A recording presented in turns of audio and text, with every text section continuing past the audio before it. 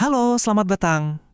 Pernah nggak sih ngerasa kayak emosi tuh tiba-tiba ngambil alih dan kamu berharap banget punya semacam tombol kendali? Nah, hari ini kita bakal cari tombol itu bareng-bareng. Ada loh metode sederhana buat menguasai emosi kita. Oke, ini dia agenda kita. Kita mulai dari momen-momen pas emosi lagi di puncaknya. Terus kita belajar cara ngenalin emosi itu.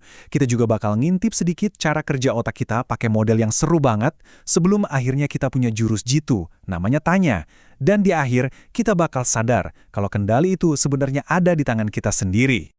Oke, kita masuk bagian pertama. Saat emosi mengambil alih. Yuk kita bayangin sebuah situasi yang kayaknya kita semua pernah ngalamin deh, apalagi buat teman-teman pelajar. Coba inget-inget, pernah nggak kamu ngerasa di titik di mana tekanan tuh udah numpuk banget, sampai rasanya kayak mau meledak aja? Mungkin karena tugas sekolah yang nggak ada habisnya, atau ada masalah sama teman yang bikin kepala rasanya berat banget. Nah, ini yang kita sebut fase aktivitas. Jadi ada sebuah kejadian nyata yang jadi pemicu emosi kita. Rasanya tuh kayak balon yang ditiup terus-terusan dan udah mau meletus, ya kan? Terus gimana caranya biar balon emosi ini nggak keburu meletus? Kuncinya ada di langkah paling pertama, berhenti sejenak. Ini waktunya buat refleksi, bukan buat langsung bereaksi. Jadi daripada langsung marah-marah atau ngelakuin sesuatu, coba deh kita diam sebentar, lihat ke dalam diri. Perasaan apa sih ini sebenarnya?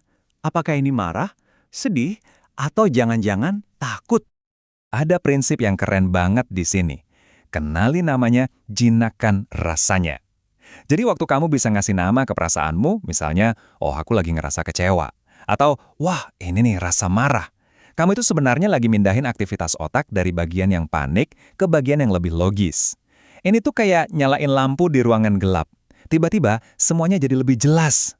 Nah, supaya kita benar-benar bisa pegang kendali, kita harus ngerti dulu nih apa yang terjadi di dalam kepala kita. Dan tenang aja, ada model yang super simple tapi cerdas banget buat ngejelasin ini.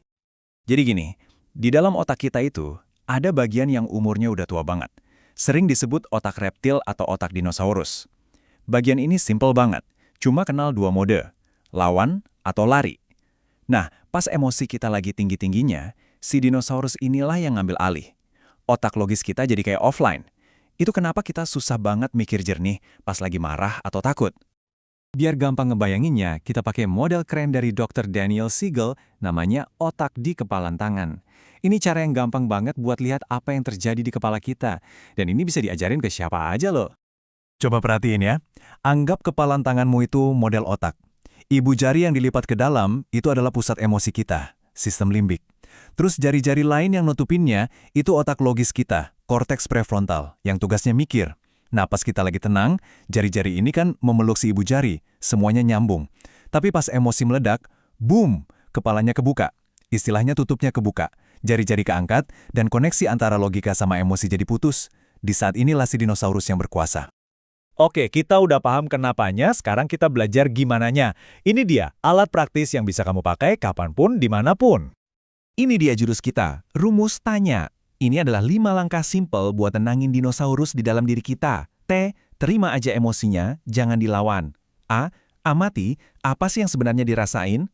N, nikmati jedanya buat tetap tenang. Y, yakini kalau kamu lebih kuat dari emosi itu. Dan yang terakhir, ambil aksi yang positif.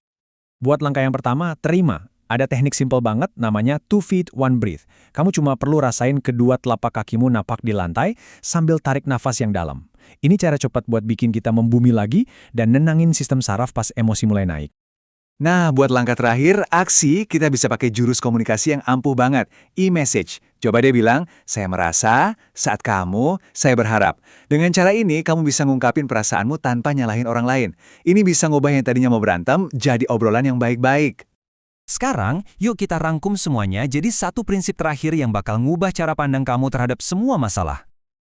Coba lihat rumus simpel ini. P ditambah R sama dengan O. Apa ya maksudnya? Yuk kita bedah.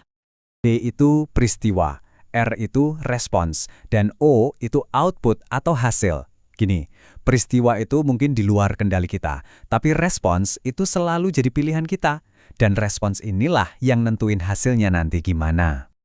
Jadi, Intinya adalah, dengan ngatur respons kita pakai teknik kayak tanya tadi, kita itu punya kekuatan buat menciptakan hasil yang jauh lebih baik, bahkan dari situasi yang paling sulit sekalipun. Dan pada akhirnya, ya ini dia intinya. Peristiwanya mungkin nggak bisa kita ubah, tapi respon kita, nah itu kekuatan super kita. Kekuatan untuk memilih itu ada di tanganmu.